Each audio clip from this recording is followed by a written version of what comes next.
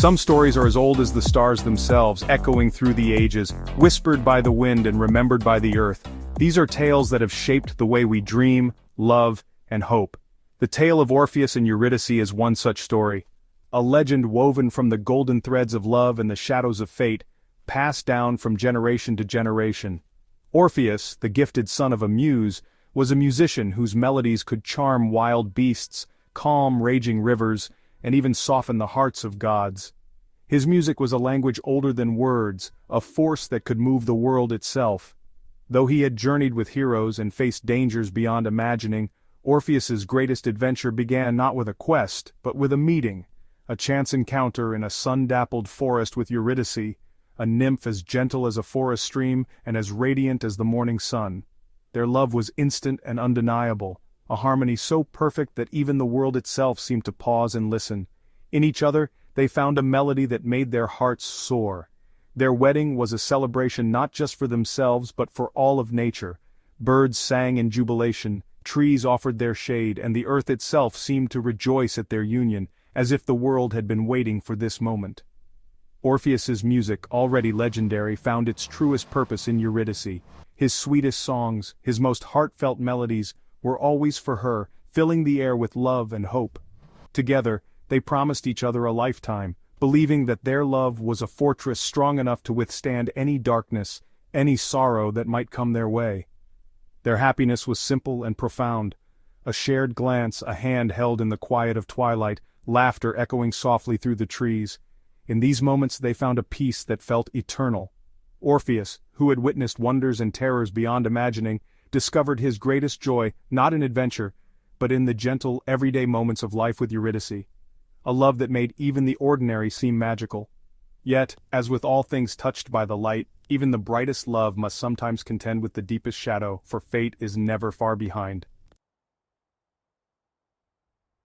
In the green valleys of Thrace, where the air was always fresh and the hills rolled gently beneath a golden sun, life seemed to move at a slower, more meaningful pace. Orpheus and Eurydice lived a life of peace, their days unfolding like a gentle melody, each note filled with contentment and quiet joy. Each day was a gift, walks through wildflower meadows, laughter echoing beneath the open sky, and music drifting from their rustic home, blending with the sounds of nature. Orpheus saw the world as a symphony, not a conquest. His music was not just for entertainment but a language that brought harmony to all living things. Birds, trees, and even the wind seemed to pause and listen. Eurydice was his muse and his joy, finding beauty in the sun's warmth, the gentle rain, and the sound of his lyre. She wove flower crowns and listened, her heart full of gratitude for the simple wonders around her. Their happiness was quiet, a steady flame that needed no riches or grand titles. They cherished evenings by the fire, sharing stories and dreams, content in each other's company. Their world was built on love and trust, a sanctuary where they felt safe and complete, untouched by the worries of the outside world. Orpheus believed in the power of beauty and harmony to heal, and Eurydice embodied that hope. Together they created a life where kindness and understanding flourished. Every evening, as the sun dipped below the horizon, Orpheus played for her, songs of gratitude for their life together, melodies that spoke of love's enduring promise. They were two souls perfectly in tune, unable to imagine a life apart. Their hearts beat in harmony, and every glance, every touch, was a silent vow. In these golden days, forever seemed certain. The world glowed with possibility, and their love felt as endless as the sky above. Their love was a testament to the simple philosophy that love is the most powerful force, a quiet strength that could weather any storm. The world outside faded away. Their happiness was all that mattered. In each other, they found everything they needed. But fate was already weaving its threads quietly and unseen, preparing to test the strength of their love and the harmony they had so carefully built. Fate, as it often does, had other plans. On a day like any other, Eurydice wandered the meadows with her friends, gathering flowers. Hidden in the grass, a viper struck her ankle.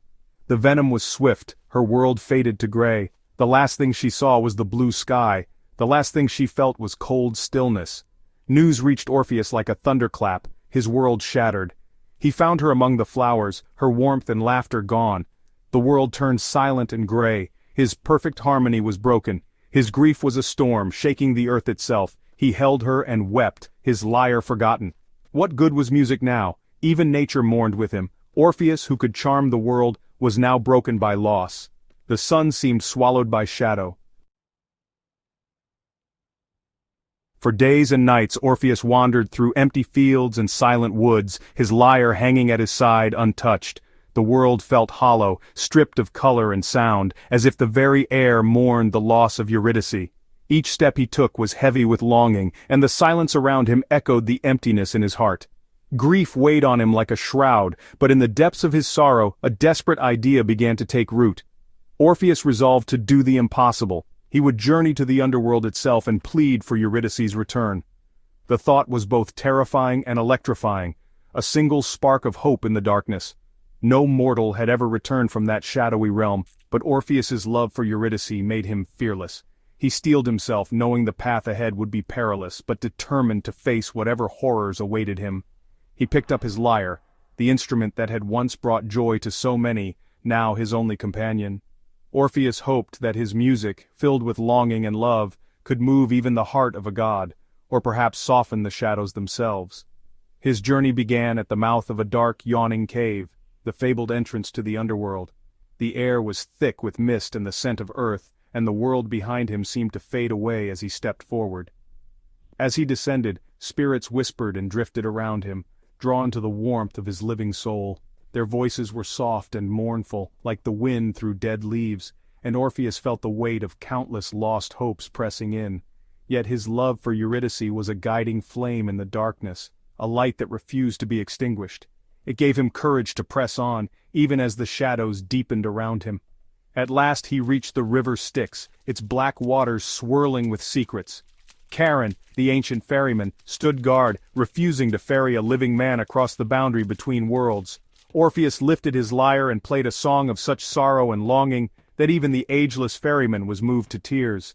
The music spoke of love lost and hope undying, echoing through the misty air. Overcome by the beauty and pain in Orpheus's song, Charon relented. He ferried Orpheus across the river, the boat gliding silently through the fog, deeper into the realm of the dead. Orpheus stepped ashore, a living man among the countless shades of the dead. The underworld stretched before him, vast and echoing, filled with memories and shadows. His only hope was the power of his love and the music he carried in his heart. With every step the descent grew darker, but Orpheus pressed on, determined to find Eurydice and bring her back to the world of the living. The descent had truly begun. Orpheus's music flowed through the underworld, stopping even the tormented souls in their suffering. Sisyphus paused, Tantalus forgot his thirst, and the Furies wept. Cerberus, the monstrous hound, lay down peacefully. Orpheus stood before Hades and Persephone, letting his music speak. His song told of love, golden days, and the pain of loss. The melody shifted from joy to heartbreak, resonating through the realm. It was not a demand but a plea, a prayer for Eurydice's return. The music touched even Hades, who saw in Orpheus's love a reflection of his own for Persephone. Persephone wept for the young lovers. The impossible happened. Compassion stirred in the underworld. Hades agreed to let Eurydice return, but with a single cruel condition. The test of love was set. Hades's condition was simple. Orpheus must not look back at Eurydice until both stood in the sunlight. Orpheus agreed, hope rekindled. He led the way, his lyre silent, Eurydice's footsteps faint behind him. The path was steep, winding up from darkness to light. Doubt crept in. Was she truly there, or was it a trick? The silence behind him was overwhelming. He longed to turn and see her. He fought the urge, focusing on the glimmer of light ahead. Every step was a battle against fear and uncertainty. The air grew warmer, sunlight beckoned. The exit was near, but the silence tormented him. Why didn't she speak? Was she struggling? The need to see her became unbearable. The final test was at hand. They were so close, the sunlight spilled down the tunnel. Orpheus stepped into the light, joy and relief overwhelming him. In that moment he forgot, both had to be in the sun. Eurydice was still in shadow, a few steps behind. Overcome with longing, he turned to see her. She was there, her form faint, her face filled with sorrowful love. She reached out, a silent farewell, and began to fade. A single word. Farewell. Then she was gone. Orpheus had broken the rule. He lost her forever. He cried out, but the way was barred. He could not return. Alone, he played the saddest songs, but the gods would not listen. He wandered the world, his music an eternal echo of love and loss. Orpheus became a monument to a love that defied even death and to the pain of a single backward glance.